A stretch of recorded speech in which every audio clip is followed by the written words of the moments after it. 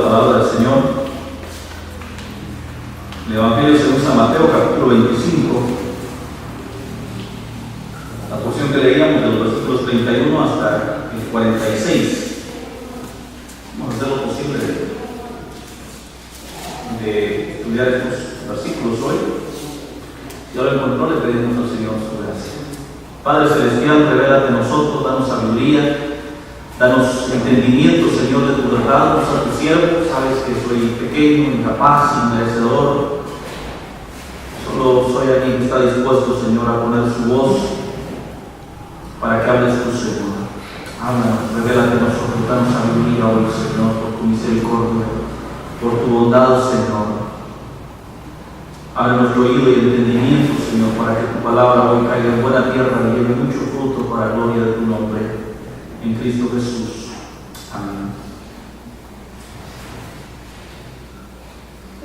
El Señor Jesús, haciendo una especie de analogía con respecto al juicio de las naciones, vimos en el capítulo 24 toda esa gama de situaciones que se dan en el tiempo final de la historia del Apocalipsis, prácticamente en Mateo 24. Luego vimos en los primeros versículos del capítulo 25 esa parábola de las 10 vírgenes, que también tiene que ver con el momento en que el Señor arrebata su iglesia. Ahora nos remonta 1000 años después del arrebatamiento de la iglesia para el momento de ser juzgadas las naciones, y dice: cuando el Hijo del Hombre venga en su gloria, en este momento sí para gobernar sobre la tierra, y todos los santos ángeles con él, entonces se sentará en su trono de gloria, y reunidas delante de él todas las naciones, y apartarán los unos de los otros, como aparta el pastor las ovejas de los cabritos, y pondrá las ovejas a su derecha y los cabritos a su izquierda. Entonces el rey dirá a los de su derecha: venid, benditos de mi Padre, heredad el reino preparado para vosotros desde la fundación del mundo. Luego nos da algunos motivos por los cuales él hace diferencia entre unos y otros. Quiero hacer énfasis en esa parte donde él hace una comparación. Dice: reunida la nación delante de él, apartarán los unos de los otros, como aparta el pastor las ovejas de los cabritos. Y pareciera que está haciendo una comparación solamente cuando dice: así como el pastor aparta las ovejas de los cabritos. Pero en el versículo 33 dice: y pondrá las ovejas a su derecha y a los cabritos a la izquierda. En el versículo 32 pareciera ser una insinuación, una comparación de los buenos con las ovejas y de los malos con los cabritos. Pero en el versículo 33 es más punzante y señala a unos de ovejas y a otros de cabritos. Ya no es una insinuación. Entendemos entonces de que en la humanidad, en la iglesia, seguramente también hay ovejas y hay cabritos. Algunos son cabros grandes, grandotes. Tenemos que entender esa diferencia entre lo uno y lo otro. El Salmo 23 dice: Jehová es mi pastor y nada me faltará.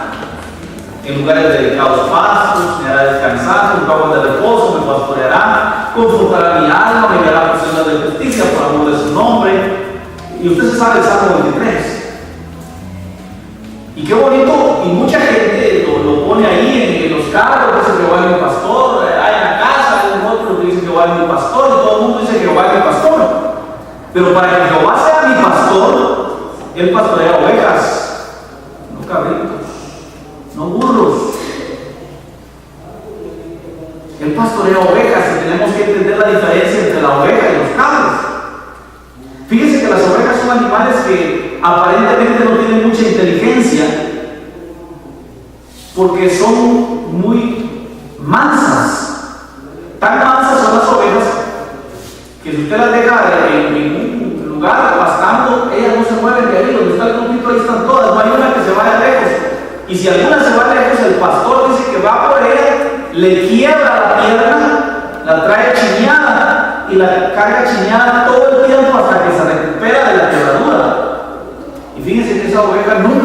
puede separarse del pastor, porque en ese tiempo en el que se está recuperando, se encariña con el pastor. Así Dios también corrige a los que toman por hijos. Amén, dice Henry. Yo creo que mejor ilustración no hay, porque a través de ese golpe que nos da la vida, nos atrae hacia Él. Y así hace el pastor con las ovejas. Dice que le quiebra una pata, la chinea todo el tiempo y le da el pasto en la boca hasta que se recupera. Y cuando está recuperada, no se quiere separar del pastor. Se acostumbró, se encariñó con el pastor que la cuidaba. Si el pastor se va y la deja ahí pastando, ninguna se va. Allá puede haber agua, allá pueden haber mejores pastos, pero ellas se quedan donde el pastor las dejó. Así son las ovejas. Ahora expliquen ustedes cómo son los cabos. Donde usted los deja, ahí se quedan.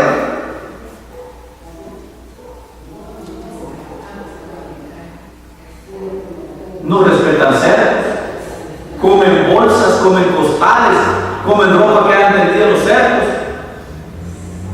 comen espinos, comen lo que sea. Sin embargo, las ovejas dicen comen delicados pastos, no cualquier basura. Por eso las verdaderas ovejas del Señor somos delicados en recibir palabra de Dios. Oímos a algún predicador ahí en la tele y oímos como que se alejó tantito del texto bíblico. Mejor le cambiamos canal. Ya me cayó mal, y los mejores noticias, no es un predicador mentiroso. Porque como ovejas no comemos cualquier basura, no comemos costales, no comemos chiracos, las cabras comen lo que sea. Para que el Señor sea mi pastor, es necesario que yo sea oveja. Las ovejas se quedan ahí donde el pastor las deja, y cuando el pastor las llama, las lleva a beber agua, y hasta entonces van a beber agua. Aunque tengan sed, ellas solas no van a buscar, esperan que el pastor las lleve. Hay muchos cristianos evangélicos, entre comillas, ¿verdad?, que se dicen cristianos evangélicos, pero nunca piden dirección de Dios para lo que van a hacer. Están metidos en cada empresa, en cada negocio, en cada situación, y se quedan sorprendidos y dicen, pues no es evangélico, porque nunca consultan a su pastor. Y no estoy hablando del hombre, del que administra la iglesia, estoy hablando de Jehová, el buen pastor. Y es interesante porque dice, serán reunidas delante de todas las naciones y apartarán los unos de los otros, así como el pastor aparta las ovejas de los cabritos. El Señor pondrá las ovejas a su derecha y los cabritos a su izquierda.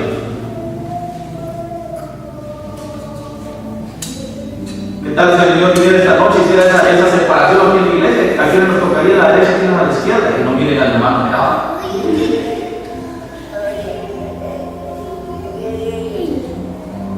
Pero la pregunta en sí esta noche es, ¿yo soy oveja? A mí me quedaron la pata de hoy.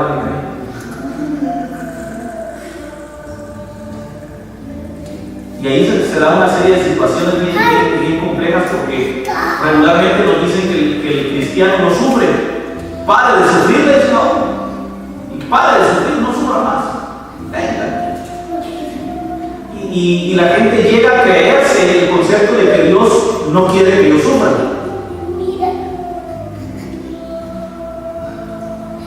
Y cuando viene el sufrimiento, cuando viene la prueba, la dificultad de nuestra vida, entonces resultamos reclamándole a Dios, ¿por qué? ¿Por qué a mí? ¿Por qué tú permites? ¿Por qué ese problema? Cuando deberíamos decirle, Señor, gracias. No sé qué estás haciendo, pero gracias. El Señor al hijo que ama lo disciplina. Así que cuando usted esté ahí en diferentes pruebas, dice Santiago, dése por dichoso, porque es partícipe de los padecimientos del Señor. Cuando os halléis pasando por Dios, tener por sumo gozo, porque la prueba de nuestra fe produce paciencia. Y entonces, hermanos, esta doctrina moderna del Evangelio de la prosperidad dice que en el Evangelio no se sufre, que si usted está enfermo es porque algún pecado cometió. Si usted está pobre es porque de plano Dios se enojó con usted porque usted es un sinvergüenza. Y empiezan a excusarse, es que no tiene fe, por eso Dios no lo salva.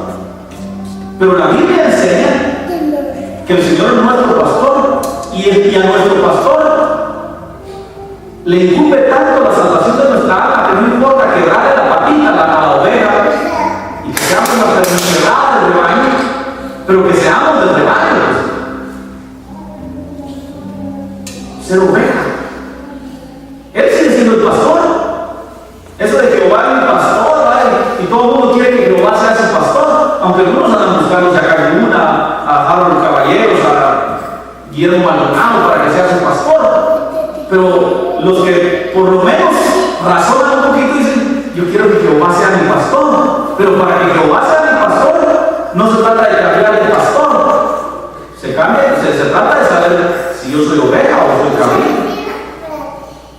¿Por qué no pastorea cabritos? Dice que entonces pondrá a unos a la derecha, a otros a la izquierda, versículo 24, y le dirá a los de su derecha: venid, benditos de mi Padre, heredad del reino preparado para vosotros desde la fundación del mundo. A las ovejas las llama benditas del Padre. ¿Sabe por qué? Porque para ser oveja, para ser parte del rebaño, ninguno de nosotros calificábamos. Nosotros no llegábamos ni a cabros. ¿Sabe qué clase de alicrejo éramos nosotros? Pero el Señor en su misericordia nos bendijo, entregándonos a Jesús para que muriera por nosotros, nos cubriera con su sangre y nos diera la categoría de ovejas. No sé si me entienden. Porque en realidad pretender que yo soy, porque yo hago, porque yo puedo, porque yo me porto, porque yo no hago, en todo caso vendría siendo una salvación por obras cuando Él nos salvó por gracia. Y este versículo dice claramente que los de la derecha, las ovejas, en realidad lo que tienen es una bendición encima de ellas. No es porque sean mejores o peores, sino porque una bendición especial cayó sobre ellos. Y esa bendición es el lavamiento de la regeneración que es por la sangre de Cristo. Al recibirlo a Él, aceptar su palabra como norma de vida. Lo interesante de esto, mis hermanos, es de que nadie tendrá excusa en el día del juicio, por cuanto dice la Escritura: de tal manera amó Dios al mundo, que dio a su Hijo para que todo el que en Él crea, no dice un grupo, no dice para todos, pero luego pasa el colador y dice: de modo que aquel que en Él cree no se pierda sino tenga vida eterna. Entonces la condicionante aquí fue creer. Y dice: benditos de mi Padre. Yo quiero que usted se coma, que usted digiera esa frase.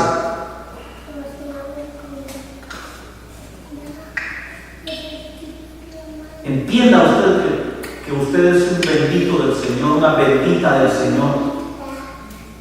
Porque esto que tenemos en Él, la salvación bendita del alma, no se compra con Cristo. No hay nada que nosotros podamos hacer. No hay nada que nosotros podamos hacer para ser salvos. Solamente la sangre de Jesucristo pudo comprar, pagar el precio de la maldad de nuestro pecado, ofreciéndonos la redención en Cristo Jesús.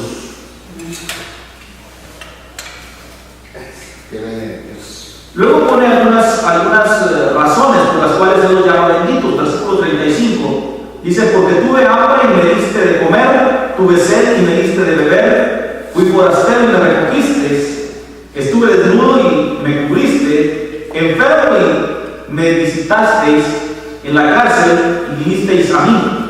Entonces los justos le responderán diciendo: Señor, ¿cuándo te dimos hambriento y te sustentamos? ¿O sediento y te dimos de beber? ¿Y cuándo te dimos forastero y te recogimos? ¿O desnudo y te cubrimos? ¿O cuándo te vimos enfermo o en la cárcel y vinimos a ti? Respondiendo el rey les dirá: de cierto os digo que en cuanto lo hicisteis a uno de estos mis hermanos más pequeños, a mí lo hicisteis. La compasión. La compasión es característica del cristiano. Un cristiano legítimo, un cristiano verdadero, siente compasión por los necesitados. De hecho, dice el libro de los Salmos, bienaventurado el que piensa en el pobre, porque en el día de la angustia no le abandonará el Señor. Y eso de bienaventurado el que piensa en el pobre, no es yo voy por la calle y aparece un mendigo y me dice, regáleme el pensar, y dice, ¿para qué deje molestar? Eso no es pensar en el pobre. Porque pensar en el pobre es tener una actitud, un pensamiento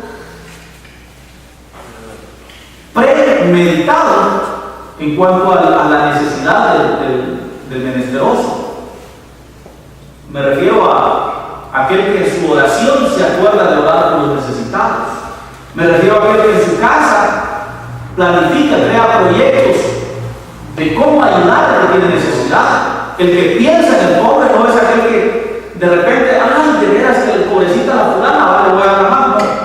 Aquel que vive pensando en la gente con necesidad, dice bienaventurado, porque en el día de la aflicción Dios no se apartará de él. Aquí vemos a Jesús haciendo una comparación y dice, pasad el reino preparado por mi Padre desde la fundación del mundo para ustedes. Porque dice, tuve hambre y me diste de comer, tuve sed y me diste de beber, fui forastero y me recogiste, estuve desnudo, me cubriste, enfermo y me visitaste en la cárcel y vinisteis a mí. Entonces, hace una lista de situaciones donde el cristiano legítimo tiene que manifestar su carácter cristiano. Una serie de cosas que nosotros deberíamos de hacer como parte de nuestro carácter cristiano. Qué tremendo, porque muchas veces ni entre nosotros nos entendemos, ni entre nosotros nos tratamos, mucho menos llevar ayuda al necesitado, mucho menos extender la mano al que está en un momento de angustia, de tribulación. Y el punto aquí es no solo llevar ayuda en el momento de la necesidad, sino vivir pensando en este tipo de personas que de pronto viven en una situación más precaria que nosotros. Los justos le responden, Señor, ¿cuándo? ¿Cuándo te vimos hambriento? ¿Cuándo te vimos sediento? ¿Cuándo te vimos enfermo? ¿Cuándo estuviste en la cárcel? O sea, nosotros no recordamos haberte visto a ti. Y el Señor dice que el tender la mano al necesitado es como tendérsela a Él, por cuanto Él se hace llamar, oiga, hermano del pobre, hermano del necesitado, hermano del enfermo, hermano del preso es el Señor. Yo no sé si usted alcanza a percibir la magnitud de esta declaración del Señor. Jesús se hace llamar el hermano de los pobres. Esta falsa doctrina de la prosperidad dice que estar pobre es estar bajo maldición y es estar en pecado. Que un demonio de pobreza tiene usted, un espíritu de pobreza tiene usted. Y Jesús aquí se hace llamar el hermano de los endemoniados. Jesús se hace llamar hermano del pobre, hermano del menesteroso, del necesitado, del enfermo, de la viuda, del huérfano. Él se hace llamar hermano de aquellos que más necesidad tienen. Y que cuando nosotros le damos la mano a estos, sus hermanos más pequeños, dice, es como si lo hubiésemos hecho con él. Regresando en el texto, el versículo 34 hace mención de unas palabras que quisiera comentar. Dice, entonces el rey dirá a los de su derecha, venid benditos de mi Padre, heredad el reino preparado para vosotros. Yo quiero que usted preste atención al factor tiempo aquí, porque dice, desde la fundación del mundo. Desde la fundación. Hay un reino celestial, la gloria de los salvados, el cielo que le llaman, la gloria de Dios preparado. Y esa gloria se había hecho, oigan ustedes, no había creado Dios el mundo, la tierra y sus confines, y ya existía una gloria más allá. Y cuando Dios hizo la tierra y el mundo, y puso a Adán y Eva en el huerto, ya existía el cielo y la gloria, estaban preparados para ti y para mí. Es que cuando Dios hizo el mundo, en su plan estabas tú y estaba yo. Pero antes de hacer el mundo, creó el cielo, creó la gloria y la creó pensando en ti y en mí. Leo otra vez el versículo: heredad del reino preparado para vosotros desde la fundación del mundo. Y cuando Adán y Eva pecaron, no es que a Dios se le salió de las manos su proyecto, como algunos piensan, y Adán y Eva pecaron, entonces dijo Dios: ¿y ahora qué hago? Mando a Jesús para que muera. No, esto a Dios no le resultó algo de improviso, así un plan B. La salvación de los hombres a través de la muerte de Jesús en la cruz del Calvario siempre fue el plan A, siempre fue el plan de Dios. Porque Él sabía que si Adán y Eva pecaban y la humanidad se corrompía y se desperdigaban las razas por el mundo, allá por los años 70, la Guayaba iban a hacer el libro de Rufino, allá un pueblecito de monjas Jalapa, al cual Él amó desde antes de la fundación del mundo, para el cual Él preparó su reino. No sé si me capta desde dónde, pero es que esto de la salvación, mis hermanos, no es una cuestión que dijo Dios: bueno, ya que no funcionó aquí, jalo de allá, y como no me alcanzó para pagar aquí, voy a pagar con este dinero de... No, todo está transcurriendo en la historia humana en un cronograma perfecto, donde todo es parte del plan. Y uno hace planes en la vida y se propone, se proyecta: este año voy a hacer, voy a estudiar, voy a trabajar, me voy a preparar. Y dice Santiago: ay de vosotros que decís, mañana iremos, traficaremos, quedaremos tanto tiempo y luego volveremos, porque no sabéis si va a salir el día de mañana. Y entonces nosotros hacemos planes y se nos frustran y decimos: ay, yo quería hacer este año, yo hubiera querido, y no se pudo. A nosotros nos pasa, pero a Él no le pasa, porque Él es Dios. Y lo que a nosotros nos parecía un plan truncado, un plan destruido, un plan que no pudimos cumplir, en realidad es el cumplimiento del plan de Él. En su plan estaba que no hiciera lo que no te funcionó. No sé si me captas, pero aquí es una cuestión de que tenemos que entender que nada sucede fuera del plan de Dios. Nada sucede fuera de la voluntad de Dios. Hasta ese sufrimiento que estoy pasando, sí, hasta ese sufrimiento. Hasta este problema, ¿saben? Hasta ese pecado del que te estás arrepintiendo forma parte del plan de Dios. Parece extraño lo que estoy diciendo. Y no estoy acusando a Dios de que Dios te incite a pecar. Pero cuando Dios permite que en tu libre albedrío vayas y cometas pecado, Dios está moldeando tu carácter para que luego vivas humillado delante de Él. Había un apóstol Pablo que era perfecto en todo. Ese hombre, de verdad, como decimos, mis respetos. Los demás apóstoles se negaban a reconocer su apostolado por cuanto él no caminó con el Señor Jesús. Y en algún momento él habla de todas las sentencias que él tiene para reclamar un apostolado. Fundó más iglesias que cualquier otro apóstol. Hay más escritos del apóstol Pablo que de Pedro, Juan, Santiago y todos los demás. En cuanto a las revelaciones, dice, él recibió visiones, él fue trasladado, dice, al tercer cielo, no sé si en la carne o en el espíritu, dice, pero vio cosas que no les daba contar. Una revelación tan grande. Y sin embargo dice que tenía un aguijón en la carne que le avergonzaba delante de Dios.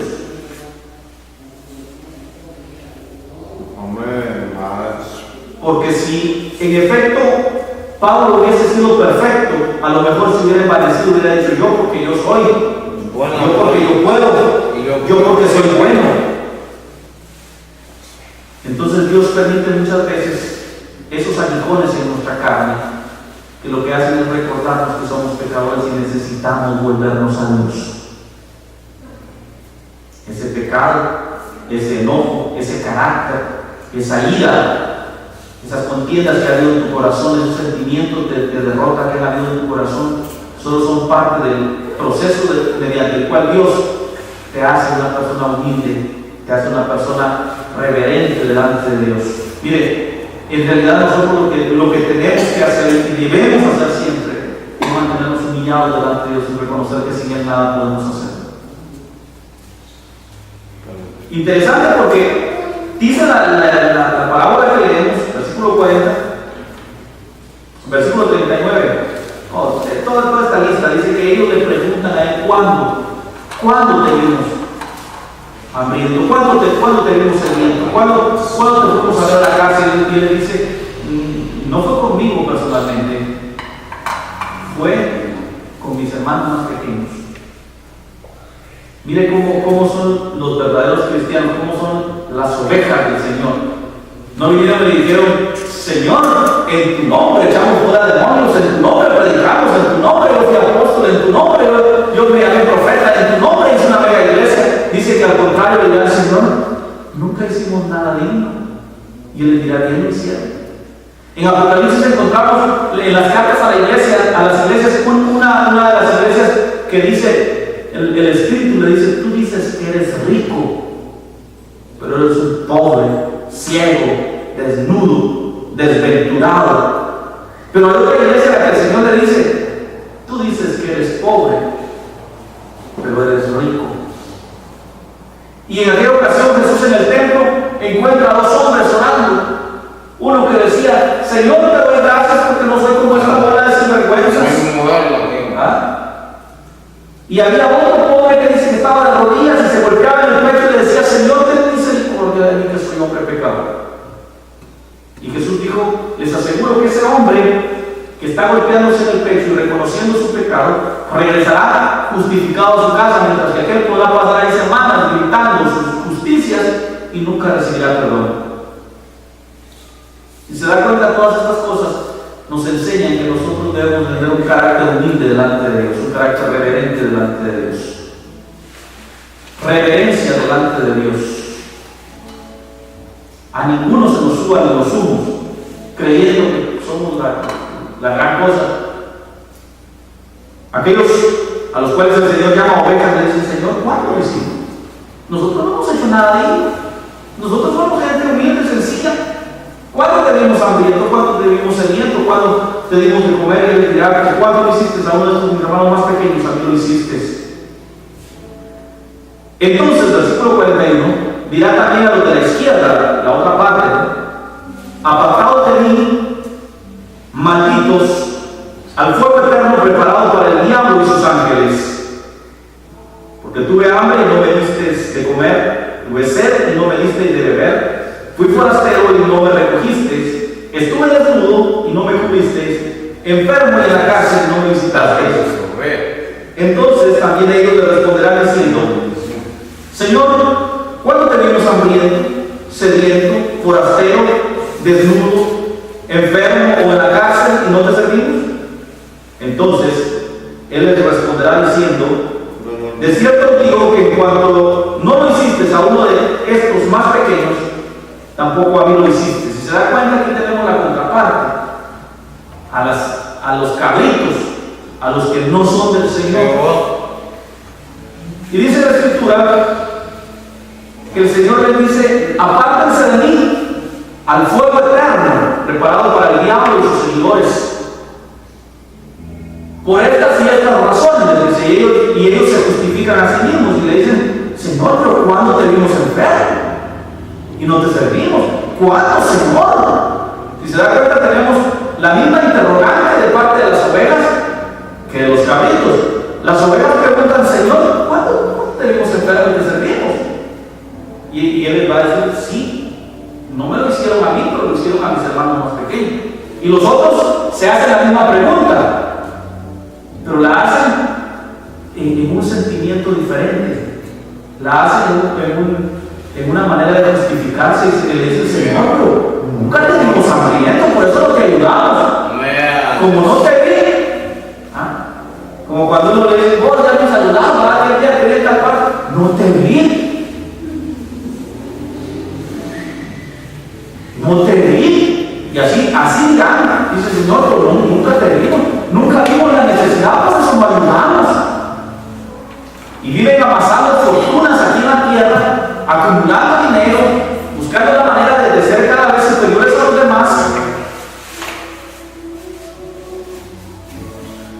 sin tenderle la mano al necesitado, sin ayudar a que está en dificultades, sin visitar al enfermo, sin visitar al que está preso, sin cubrir la desnudez del desventurado, sin darle sustento al que tiene hambre.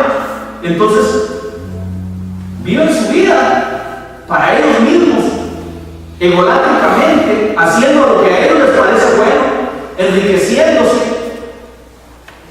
Y cuando el Señor le haga ajustar cuenta, le va a decir: es que yo no vi que hubiera necesidad, yo no te vi a ti enfermo, yo no te vi a ti en problemas. Y Él le dirá: por cuanto no lo hiciste a uno de los necesitados que tenías a tu alrededor, es como si no lo hubieras hecho a mí. ¿Quiere usted ver a Dios? Mírenlo en el rostro de los huérfanos, en la viuda pobre, en el menesteroso, en aquel que no tiene de dónde saciar su necesidad, su hambre. Ahí está el Señor. De ahí que dice: y de hacer el bien no os canséis, porque a su debido tiempo segaremos si no desmayamos. Entonces Él le responderá diciendo, versículo 45: de cierto digo que en cuanto no lo hiciste a uno de estos más pequeños, es como si no me lo hubieses hecho a mí. ¿Quiere usted servirle a Dios? Sírvale dándole la mano al necesitado. Hoy se recogen grandes fortunas de dinero para construir mega iglesias, para comprarle un megajet al pastor. En helicóptero aterriza a la iglesia. Eso es lo que se ve hoy. Mientras que la gente está muriendo de hambre, de sed, de frío, de necesidad, muriendo sin Cristo para colmo. Y le piden pisto a la gente sobre texto para hacer crecer el ministerio, para que la obra del Señor llegue más lejos. Mándale su dinero.